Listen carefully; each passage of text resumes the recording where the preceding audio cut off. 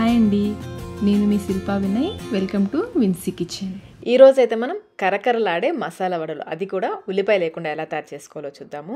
కార్తీక మాసంలో కొంతమంది ఉల్లిపాయలు తినరు, అలాగే ఉల్లిపాయల రేట్ ఎక్కువగా ఉన్నప్పుడు చక్కగా ఇలా చేసుకోవచ్చు అండి. టేస్ట్ అయితే చాలా చాలా బాగుంటాయి. చూస్తున్నారు ఎంత క్రిస్పీగా ఉన్నాయి కదా వడలు, చూస్తుంటేనే అర్థమవుతుంది కదా. లోపల సాఫ్ట్గా, పైన క్రిస్పీగా, చాలా అంటే చాలా రుచిగా ఉంటాయి. మరి ఇంకెందుకు ఆలస్యం, ఈ క్రిస్పీ టేస్టీ మసాలా వడల్ని ఎలా తయారు చేసుకోవాలో చూసేద్దాం రండి. వడల కోసం ముందుగా పప్పు నానబెట్టుకుందాము. 1 కప్పు పచ్చెనపప్పు, అలాగే 1/2 కప్పు కందిపప్పు కూడా వేసుకోండి. కందిపప్పు కొంచెం వేస్తే వడల రుచి చాలా బాగుంటుంది. వీటిని శుభ్రంగా కడిగేసి 2-3 గంటల పాటు నానబెట్టుకోవాలి. నేను ముందే నానబెట్టేశాను. ఇప్పుడు ఈ పప్పును మళ్ళీ ఒకసారి కడిగేసుకొని నీళ్ళన్నీ వంపేసి జాలిగిన్నెలో వేసేసుకొని పూర్తిగా నీళ్ళన్నీ కూడా పూర్తిగా వడారనివ్వాలి. ఈలోపు మనం వడల్లోకి ఉల్లిపాయలు వేయట్లేదు కదా, ఉల్లిపాయలకు బదులుగా క్యాబేజీ వేస్తాము. ఒక చిన్న క్యాబేజీలో సగం తీసుకున్నాను. వెయిట్లో వచ్చేసి 150 గ్రాములు ఉంది. దీన్ని కొంచెం పొడవుగా కట్ చేసుకోవాలి. మరీ సన్నగా కాదు, మరీ లావుగా కాదు. చూడండి, ఈ విధంగా ఉండేలాగా కట్ చేసుకోవాలి. కప్ మెజర్మెంట్లో అయితే ఇలా కట్ చేసుకున్న క్యాబేజీ 2 కప్పులు వేసుకోవాలి. దీన్ని పక్కన పెట్టేసుకుని ఇప్పుడు మిక్సీ జార్లో 2 పచ్చిమిర్చి, 3 ఎండుమిర్చి, అలాగే 2 ఇంచుల అల్లం ముక్కను కూడా కట్ చేసి వేసేసుకోండి. పచ్చిమిర్చి, ఎండుమిర్చి, అలాగే అల్లం కూడా చిన్న ముక్కలుగా కట్ చేసి వేసేసుకోండి. ఇంకా ఇందులో 1 టీ స్పూన్ జీలకర్ర కూడా వేసి నీళ్ళేమి పోయొద్దు, కచ్చాపచ్చగా గ్రైండ్ చేసుకోవాలి. ఈ విధంగా కచ్చాపచ్చగా గ్రైండ్ చేసుకుని నానబెట్టుకున్న పప్పు ఉంది కదా, నీళ్ళన్నీ పూర్తిగా వడారిన తర్వాతనే గ్రైండ్ చేసుకోవాలి. తడుందనుకోండి పిండి జారుగా అయిపోతుంది.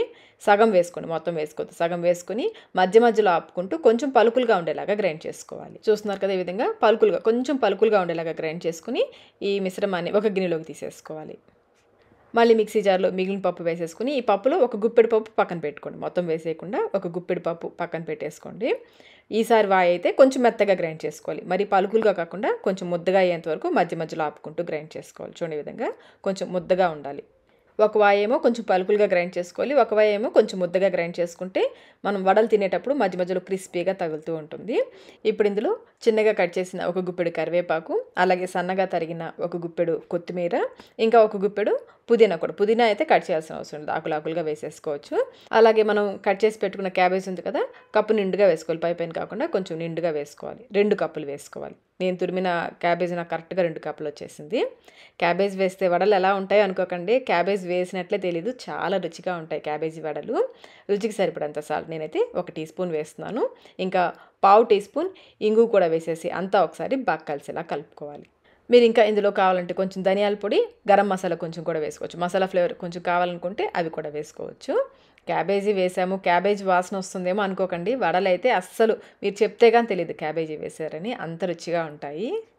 మనం పక్కకి తీసి పెట్టుకున్న పప్పు ఉంది కదా, అది వేయడం మర్చిపోయిన, ఆ పప్పు కూడా వేసేసి కలిపేసుకోండి. ఈ పప్పు మధ్య మధ్యలో తగులుతూ క్రిస్పీగా చాలా రుచిగా ఉంటాయి వడలు. అయితే పిండిని గ్రైండ్ చేసేటప్పుడు ఎక్కడా కూడా తడి లేకుండా చూసుకోవాలి. పప్పులో కానీ మనం కరివేపాకు, కొత్తిమీర ఇవి వేసాం కదా, వాటిలో కూడా తడి లేకుండా చూసుకుంటే పిండి జారవకుండా ఉంటుంది. చూడండి, కరెక్ట్ కన్సిస్టెన్సీ ఉంది కదా. పొరపాటున మీకు పలచన అయ్యింది అనిపిస్తే కొంచెం శనగపిండి కానీ బియ్య పిండి కానీ వేసుకోవచ్చు. వడలకి పిండి రెడీ అయిపోయింది. వడలు వేయించుకోవడానికి డీప్ ఫ్రైకి సరిపడిన నూనె పెట్టేసి మీడియం ఫ్లేమ్లో బాగా కాగనివ్వాలి. నూనె కాగేలోపు పిండిని చిన్న బాల్స్ లాగా చేసి పెట్టుకుంటే వెంటనే వడలు చేసి నూనెలో వేసుకోవడానికి ఈజీగా ఉంటుంది. ఒక 2-3 వాయిల్కి సరిపడా ఇలా బాల్స్ చేసి పక్కన పెట్టేసుకోండి.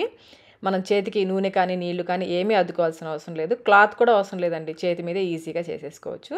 మరీ లావుగా చేసుకోవద్దు, మరీ పల్చగా చేసుకోవద్దు. చూడండి, ఈ మాత్రం మందం ఉండేలాగా ఒత్తుకోవాలి. ఇలా చేసేసుకుని కాగిన నూనెలోకి నిదానంగా వేసేసుకోండి. నూనె మరీ వేడెక్కిపోకూడదు. బాగా కాగిపోయింది అనుకోండి, నూనె వేయగానే పైన రంగు వచ్చేస్తుంది, లోపల పచ్చిగా ఉండిపోతుంది. ఫ్లేమ్ అయితే మీడియంలోనే ఉండాలి. ఆయిల్కి సరిపడా వేసేసుకుని వేసిన వెంటనే కదపొద్దు. కొంచెం సేపు పచ్చదనం తగ్గేంత వరకు కాలనిచ్చేసి అప్పుడు నిదానంగా అటు ఇటు తిప్పుకుంటూ 2 వైపులా కూడా మంచి గోల్డెన్ బ్రౌన్ కలర్ వచ్చేంత వరకు వేయించుకోవాలి. ఫ్లేమ్ అయితే అస్సలు హైలో పెట్టద్దు, మీడియం ఫ్లేమ్లోనే వేయించుకోవాలి. అప్పుడే మనకి లోపల వరకు కూడా చక్కగా ఉడుకుతుంది, బాగా క్రిస్పీగా వస్తాయి. ఈ విధంగా మంచి రంగు వచ్చేంత వరకు వేయించేసుకుని నూనెలో నుంచి తీసేసుకోవడమే. ఎక్సెస్ ఆయిల్ డ్రైన్ చేసేసుకుని మీరు కావాలంటే టిష్యూ పేపర్ మీద వేసుకోవచ్చు. ఇదే విధంగా మిగిలిన వడలన్నీ వేసుకోవాలి. మనం వడల్లో క్యాబేజీ వేసాం కదండి, దానివల్ల వడలు బాగా క్రిస్పీగా వస్తాయి, అలాగే ఫ్లేవర్ కూడా చాలా చాలా బాగుంటుంది. క్యాబేజీ వడలు క్రిస్పీ క్యాబేజీ వడలు రెడీ అయిపోయాయి.